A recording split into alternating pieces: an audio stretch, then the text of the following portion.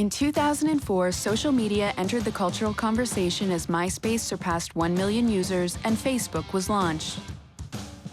The Boston Red Sox won the World Series, officially breaking the curse of the Bambino. While TV icon Martha Stewart spent 5 months in prison on felony charges. Superheroes began to dominate the box office with Spider-Man 2 and The Incredibles in the top 5.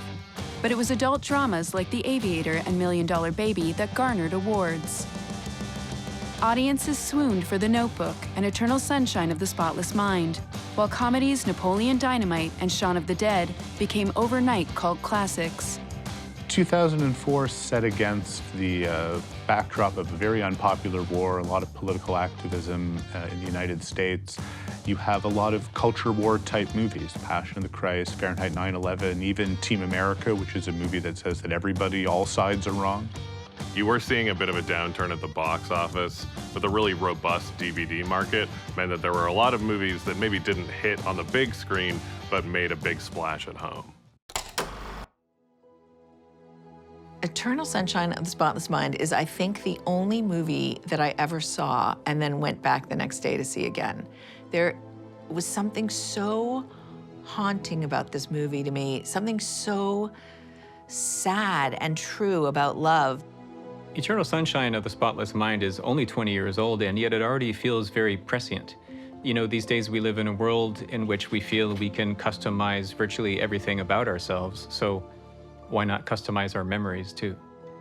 I think, in retrospect, the collaborations between Charlie Kaufman and Michel Gondry are kind of interesting because you see a lot of the kind of acidic darkness in Kaufman, but also have a lot of that joy and whimsy that Michel Gondry brings. The moments of this movie that haunt me the most are when Jim Carrey realizes he doesn't want to lose any more of the love he once felt. Watching him move through his memories with this panicked yearning to hold on to what was good, even though it still hurts now, walking through doors and rooms that he remembers and won't anymore, it breaks your heart. Eternal Sunshine is a really unusual role for Kate Winslet. Even at the time, she was still kind of known for period pieces. It's also a really challenging role because actually, for the most part, she is not playing herself. She is playing the memory of her character. If you watch this movie as a teenager, if you watch this movie in your 20s, when you watch this movie in your 30s, and then later on in your 40s and 50s, it feels like a different film every time and it holds different meaning. Every human being should go through heartbreak, and most do. And this film perfectly encapsulates the melancholy and disappointment of heartbreak, but ultimately the achievement and beauty of love.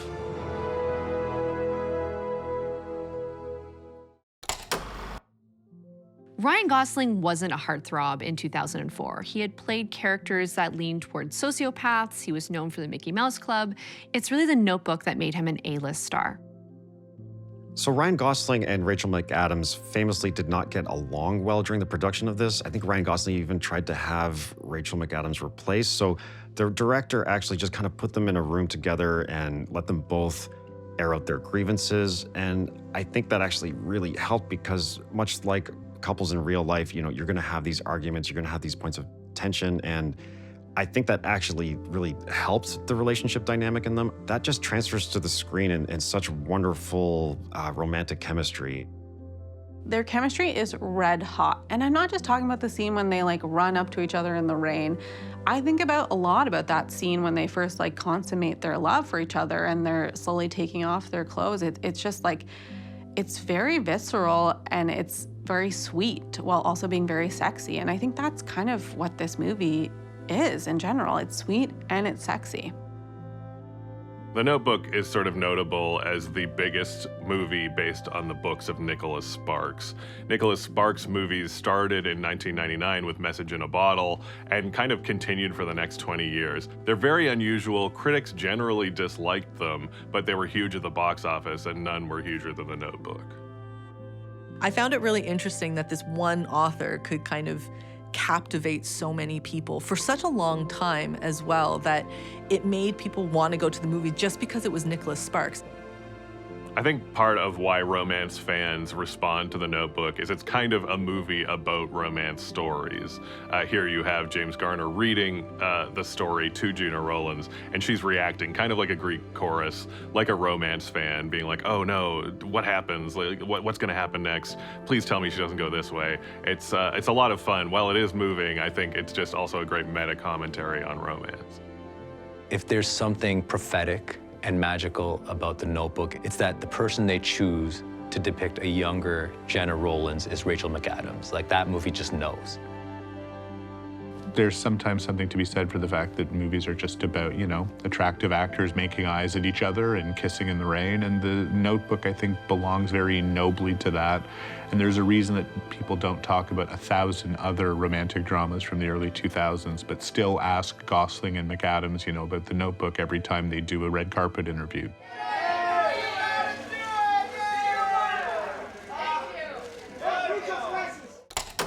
The Life Aquatic with Steve Zissou is such a deadpan comedy, but actually it's a lot deeper than it looks.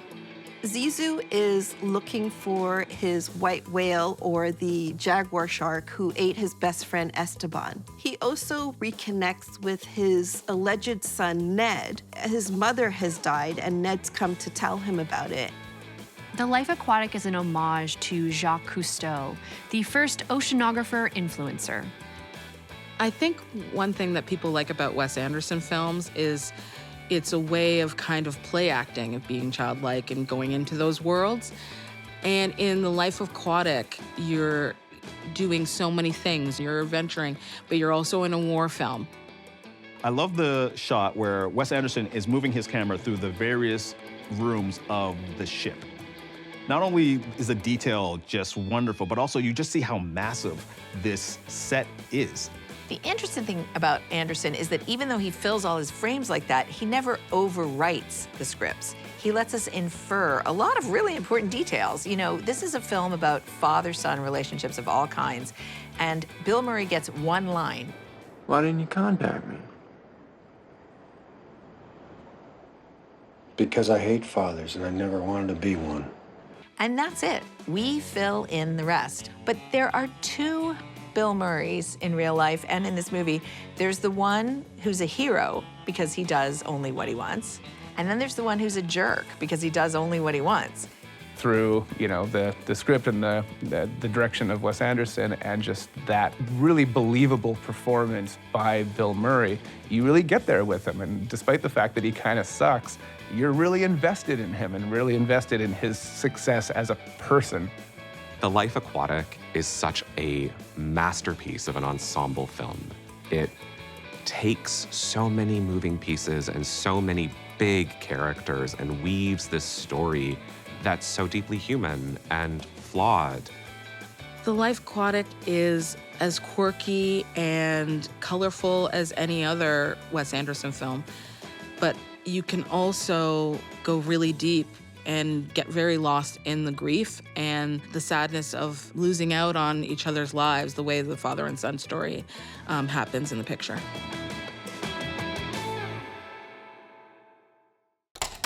George A. Romero's zombie films ground to a halt after Day of the Dead premiered in 1985, but 2004 saw a resurgence of the zombie through the Dawn of the Dead remake and Shaun of the Dead.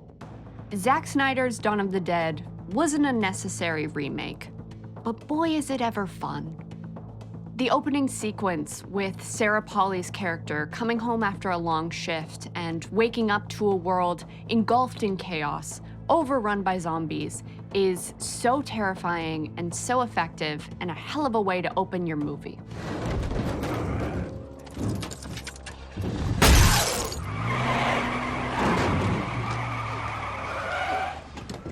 For this remake to come out in 2004, I mean, its creative team is two of the biggest names in kind of superhero cinema today. This was written by James Gunn and directed by Zack Snyder, who would go on to make the kind of mega blockbusters that didn't really exist in 2004. So in this remake of Dawn of the Dead, we get what we've wanted all this time and didn't know, Sarah Polley in a zombie film, and she brings the same class and gravitas to this film as she does to everything else. it's such a Sarah Polley kind of role, and you think about her future as a filmmaker and how she would make these movies about really interesting, complicated women, and I think she infuses that mentality into this character as well. In a movie that's about fast zombies that are just gonna kill everybody, there's moments of like surprising emotional groundedness. Ving Rhames developing a long-standing relationship with another survivor who he never gets to talk to outside of signage makes you love the character a bit more. 2004 is also peak mall. We're kind of at a time in society where the supply lines are truly global, but the internet hasn't yet cut the legs out of every retail organization. So when they are stuck in this mall, you really get the sense that they're set up for as long as they might need.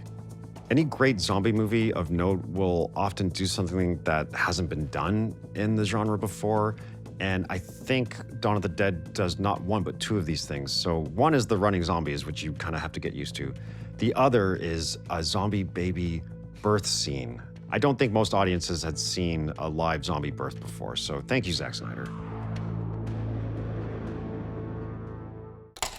Shaun of the Dead is the passing of the torch of a generation of directors who were super nerds when it came to film. Shaun of the Dead was advertised as a rom-zom-com and grafts the best of the sort of very Richard Curtis, British romantic comedies onto zombie tropes. What we set out to do, and hopefully have succeeded in doing, is creating a sort of zombie date movie where the horror fans will absolutely love it for all the kind of, the horror, which is treated very reverentially and very seriously, and anyone else who just enjoys comedy and romance will get something from that side of the film. Danny is a monster. It's shocking he doesn't get them killed. But I think what really saves this movie is this is about someone, this like Gen X-y 90s raised adult who really hasn't found his place in the world, coming into his own and really learning how to become a leader. It's got this great scene early on where instead of the world ending and everyone being panicked, the character played by Simon Pegg is so bored and so hungover and so tired, he doesn't notice that he's walking through the apocalypse. Shaun of the Dead is a directorial debut for Edgar Wright, and I think watching this, you would never assume this. It's so incredible to see that visual style develop, to see his signature develop. There's the really fast-paced editing, there's the visual gags. It's a perfect movie, but it's a perfect movie because it understands that all of our fantasies about zombie movies are illusions that we make up to comfort ourselves. Because if we actually faced the fact that we would be dead in 10 seconds, we'd be really miserable and horror wouldn't be any fun. But that's the point of this movie. Horror isn't fun when it's happening to your family.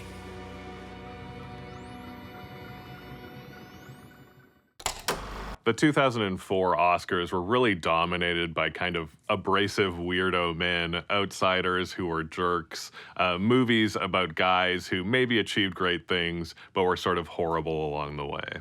One good thing about getting into your 7th decade of life is what the hell can they do to you? Nothing. $1 Million Baby was actually really a passion project for Clint Eastwood. He couldn't get it made with the budget he wanted, even at Warner Brothers, where he'd had a great deal for decades. He had to shop it around and get all sorts of deals, and he was totally right. It actually made over $200 million at the box office. I love Clint Eastwood's confidence as a director and storyteller. He loves a first draft, he loves a first or second take, he moves on, and then he just ends up making an iconic film that wins Best Picture. It's about a relationship that forms between a boxer and her trainer, and it's about what happens when you can't do the thing you want to do. And that simple through line, as tragic as it is and as manipulative, openly manipulative as that last act is, there's an honesty to it in the performances and just in the simplicity of the storytelling. While $1 Million Baby certainly has all the hallmarks of a classic Clint Eastwood film, I would argue this is probably his most emotional and possibly his softest film. It's kind of a shame that he doesn't get credit for acting. Swank is the bigger role, she wins the Oscar. Morgan Freeman, he's great too. And then Eastwood is just there opening himself up and being vulnerable and being weak in a way that he just didn't like to do. The movie only really holds together with Hilary Swank's performance. And there's something so heartfelt and inviting about the underdog in her. I think a lot of people may not go back to Million Dollar Baby because it's a bit of a grim story, but I do think that the grimness is almost a twist. You're sitting down to a boxing movie and you don't expect this kind of bleak human drama towards the end.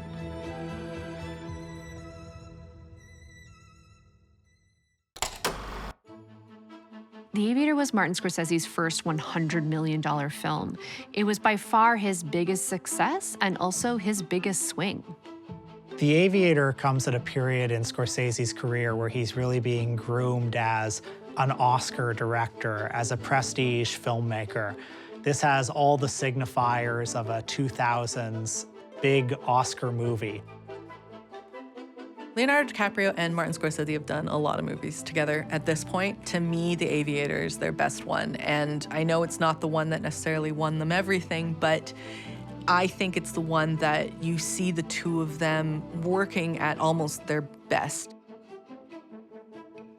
I think DiCaprio being a movie star and being a contemporary movie star helps The Aviator very much, because this is a movie about when someone like Howard Hughes felt very contemporary. He didn't belong to history yet. In fact, people saw him as kind of a carpetbagger, this incredibly rich, successful, handsome, media-savvy guy.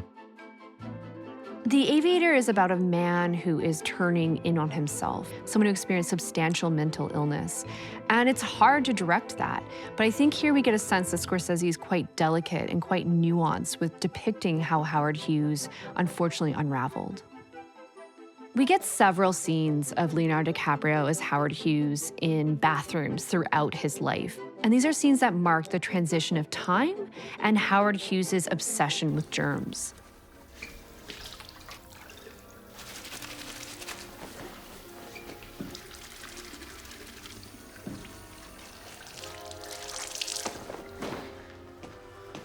The dimming of light and the lighting design at different junctures reflects his psychological state, and as it decays and he sinks further into what would eventually be extreme paranoia and dementia. All the building blocks that are there, I think, would really make Howard Hughes, a perfectionist, really proud. I do think that this movie, coming when it did and from Scorsese, helped Hollywood decide that it was okay to make movies about itself again, because we'd gone through a period where Hollywood had stopped mining itself for epics.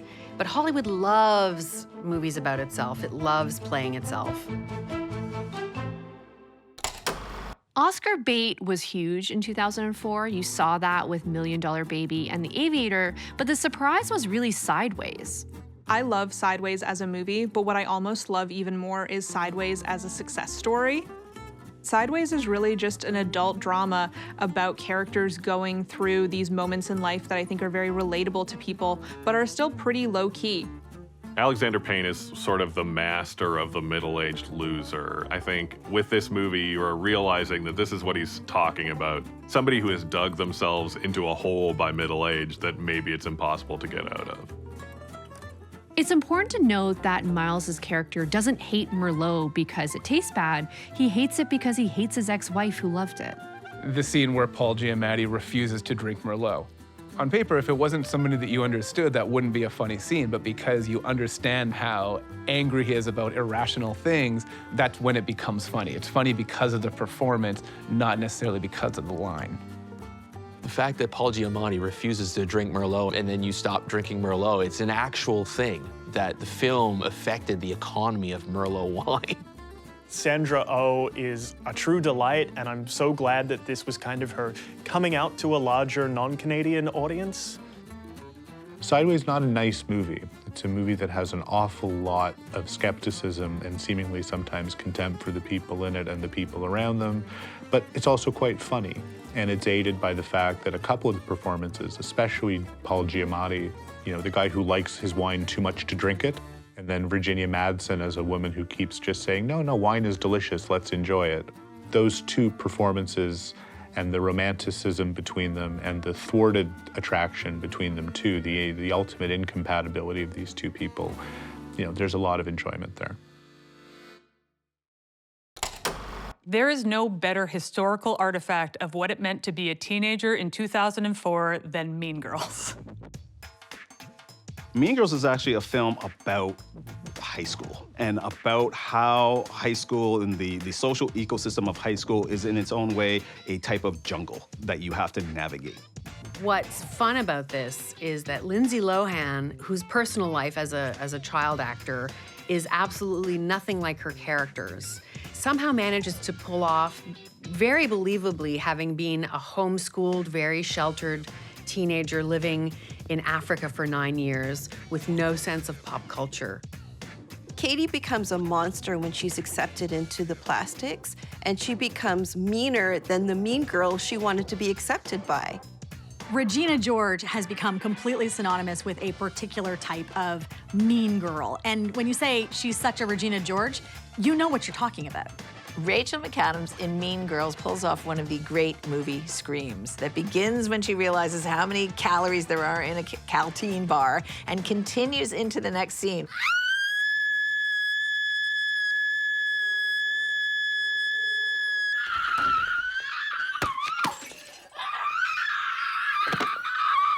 The director told Rachel McAdams to channel Alec Baldwin and Glengarry Glen Ross for that kind of aggressive energy that he had. And the minute you hear that, you go, yes, girls are never told to be more aggressive. What movies for young children really capture how, school life could be mean and social circles clique up and kind of, show you how, like, it's not you. It's just kind of this pattern that for some reason, it's a pattern of initiation that every girl has to go through. So much of Mean Girls is solidarity to young women, if you can even call it that, is really around the idea that they're all perpetrators of or victims of gossip. Mean Girls works so well, not just because it's endlessly quotable, but also because there's a lot of pathos in its depiction of high school nastiness. I think one of the reasons that Mean Girls has lasted as well as it has is that it really does tap into an essential truth of girl world, or really world. You can truly dislike someone and not trust them and still want them to love you. And that's just human nature. Spider-Man 2 is maybe the only superhero film that has an accurate depiction of its main character. This is Peter Parker in New York, living in a closet, working like menial food service jobs, not showing up to classes. Part of why Spider-Man 2 works so well is this introduction of a villain at first as a totally regular guy. I think that he starts from a place of just loving his wife. And anytime a wife guy kind of goes in the wrong direction, it's like a really bad omen in my mind. Raimi is able to just go into romance, go into love triangle, go into loneliness, and then pivot right into superhero awesomeness. I'd say the highlight of this film, especially from an action perspective, is the train sequence. And that was one of the sequences that they had actually planned long before production for this film ever started. That scene got so much time and attention, and you can really tell because it is meticulously shot. Dr. Ock makes such a great villain for Spider-Man because he's got all these tentacles going to and fro and all over the place. Spider-Man is a very agile, nimble character, and it works really well visually as him darting between all the tentacles and trying to fight Doc Ock. I think my favorite scene in this whole film is when Doc Ock kind of comes back to consciousness while these doctors and surgeons are working at surgically removing these mechanical arms from his back. This scene plays like something out of a horror movie. And of course, it's directed by Sam Raimi, who goes into full Raimi mode during the scene. It's actually terrifying.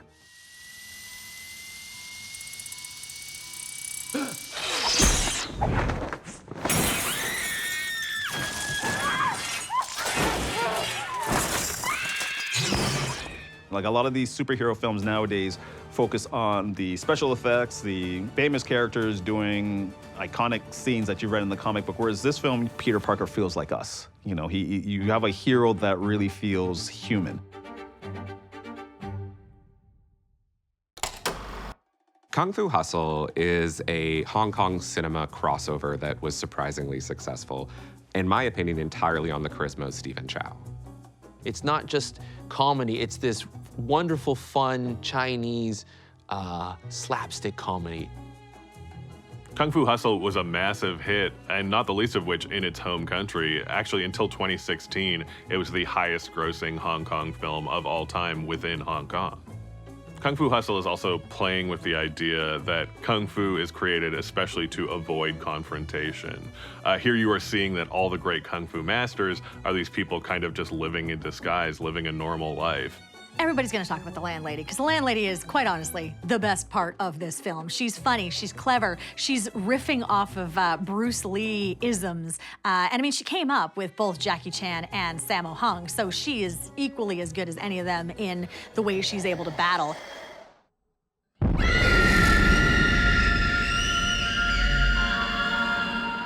So many movies at that time were trying to convey to you that Spider-Man is photorealistic, that CGI can be this emulator of reality. Stephen Chow took the exact opposite approach. He was basically using CGI for its cartoon and comic potential. Yes, there are, references to the Roadrunner and, to a lot of gangster films from the 70s and the 80s of Hong Kong gangster films. But then he also references like Jean Renoir and, a lot of European references as well, which I don't think people kind of thought a Hong Kong filmmaker would do. I think Kung Fu Hustle, one of the reasons it is as timeless as it is because of that thoughtfulness that's given into the filmmaking. It's a bit of a cliche, but I think it's true that you can tell a lot about society by the horror movies it produces. Now, I don't necessarily think the people going to see Saw on opening weekend were thinking about Abu Ghraib. They weren't necessarily thinking about enhanced interrogation and, the other euphemisms that were coming from the Bush White House, but those were the things that were in the air. Of all the success stories of 2004, probably the most surprising is that a small independent horror film by two Australian filmmakers would go on to be one of the more enduring franchises of the next decade. Saw is one of my favorite examples of a successful film that is high on concept with a relatively lower budget. I think one thing that this movie really captures about horror as a genre is that it's always kind of been fun to both root for and against people. You look at the slashers and you want the final girl to outrun Freddy Krueger, but you're also a little bit curious about what's gonna happen if he catches her. What's also very smart about this film is that the serial killer, first of all, never kills anyone himself. He makes the people in his traps responsible. But also, all of the traps are escapable. And that little shred of hope is what keeps you on the edge of your seat. The griminess and the dark cinematography of Saw evokes such a seedy world where this terrible protagonist named Jigsaw makes people work against each other in this cat and mouse game. It's such a brilliant looking film. I think he became iconic because, as with the best horror identities, characters, he kind of feels like a Batman villain that doesn't have a Batman. It's sort of so over the top, so cartoonish in iconography. You've got the mask, you've got the little tricycle. We all have a human body. I think we were all fascinated by what it looks like, what it could look like, what we could look like if that was happening to us. A lot of the terror and the violence happens in your head, but it doesn't really happen on screen. And that's what a lot of the films that followed didn't understand, is in this original film, it's the violence you imagine that made you really scared. Comedy was king in 2004. You see this with Anchorman and Napoleon Dynamite, two films made from very different perspectives and with very different budgets. Napoleon Dynamite very much launched the sort of indie boom that came in the 2000s because it was incredibly cheap to make and it was unbelievably popular. I think Napoleon Dynamite is you kind of had to be there. You know, people who are watching this who weren't around in 2004 will have to take our word for it that wearing a Vote for Pedro t-shirt was funny. You could call it an underdog story, but the beauty of this comedy is that it's completely banal. Like, he doesn't have an incredible talent that he discovers later. He genuinely is kind of unpleasant, and he lives on his own terms. And so when he has that triumphant moment at the end of the movie where he dances, you know, terribly in front of the whole school, you know, it's a triumphant moment because that is him living on his own terms. There's a weird way Napoleon Dynamite, even as arch and as Baroque as it is in script and in its zaniness, is part of the reality TV turn, I think. It's interested in seeing a kind of person who, before this, we were less capable of catching. Actor John Heder was only actually paid $1,000 to play the role of Napoleon Dynamite. The movie went on to make over $40 million at the box office, so I hope he got paid a little bit on the back end after that. I love the distinct visual style of Napoleon Dynamite. Everything from the framing to the clothing to the house decor feels like Wes Anderson if he never left the 90s or Midwest America. It's easy to forget that it actually was kind of a real grassroots phenomenon. It was made by people, you know, in the flyover states, far from Hollywood, and it really was their vision. There's something about the sensibility of this movie that even as it ages into obscurity, that somehow only makes its obsession with obscurity and strangeness that much stronger.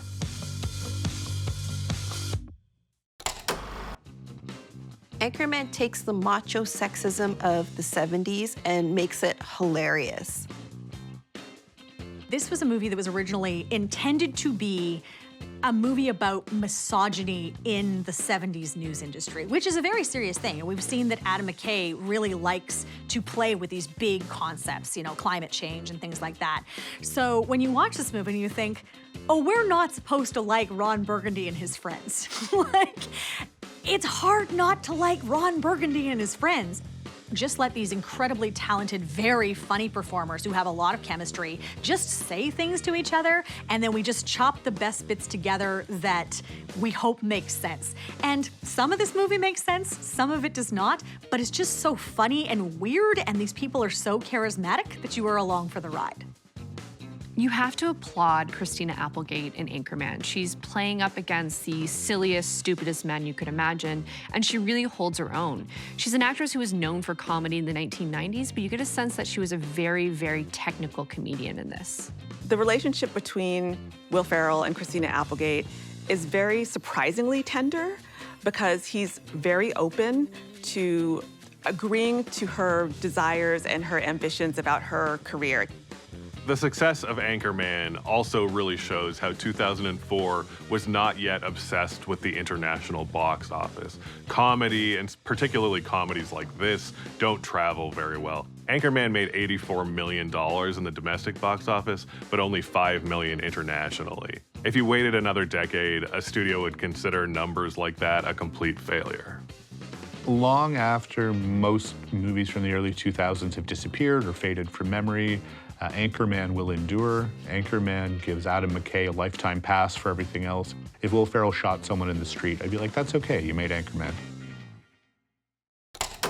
2004 might just be the most quoted year in film history. There's still plenty of time before the concept of the billion-dollar franchise really takes hold in the box office. Independents are doing really well. When you do watch movies from 2004, they don't feel that dated. The movies that really stuck with audiences often were movies that were mid-budget, genre like comedy and horror, things that became sort of cult classics.